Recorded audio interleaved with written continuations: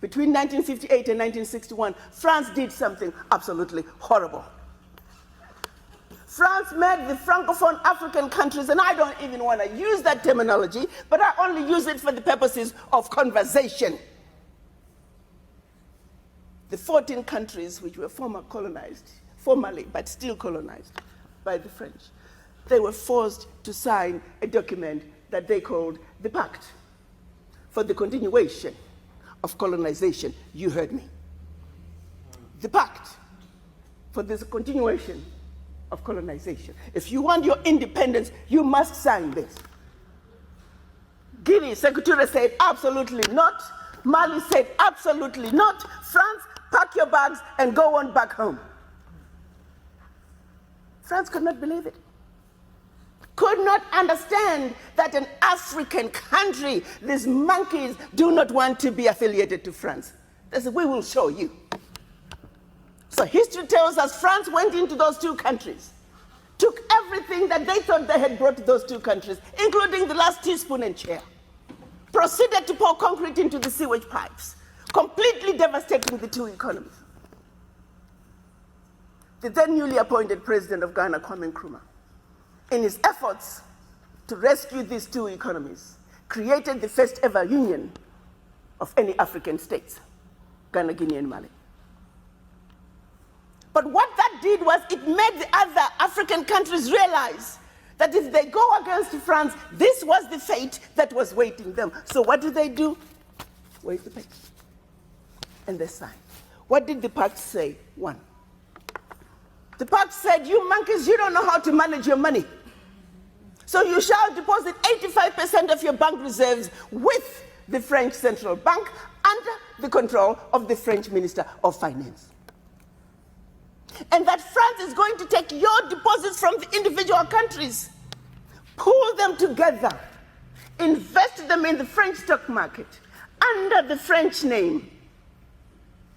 And you, monkeys, you may or may not know the returns. Latest figures are showing this is still going on since 1958. France today is collecting out of Africa over $500 billion before investing. And when they finish investing this money, for every 14 billion out of Africa, they're recognizing over 300 billion. Now do the math. So when it's actually said and done, France is taking out of Africa trillions of dollars every year, and we, the poor Africans, are gladly giving it to France. And the same France has the audacity to look at us and call us poor people. 1958. They went further with the pact. You see, we will also print your own money. We will print your money for you. They instituted what they were calling the CFA, special currency for the African countries, and that only France can print that money for you. They went on to say all the contracts, large contracts, public and private, French companies have the first right of refusal. All your minerals discovered, yet to be discovered, France has the first right of refusal.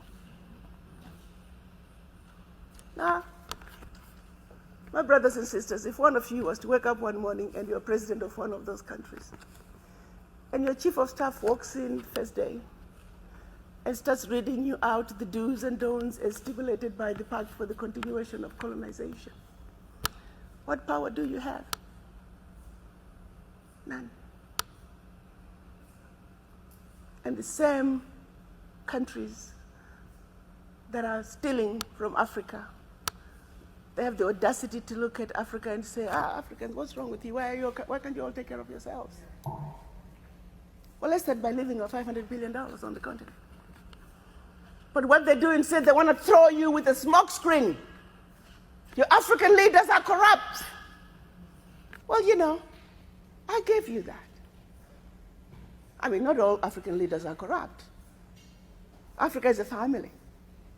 No family is complete without crazy Aunt Sally and crazy Uncle Tom.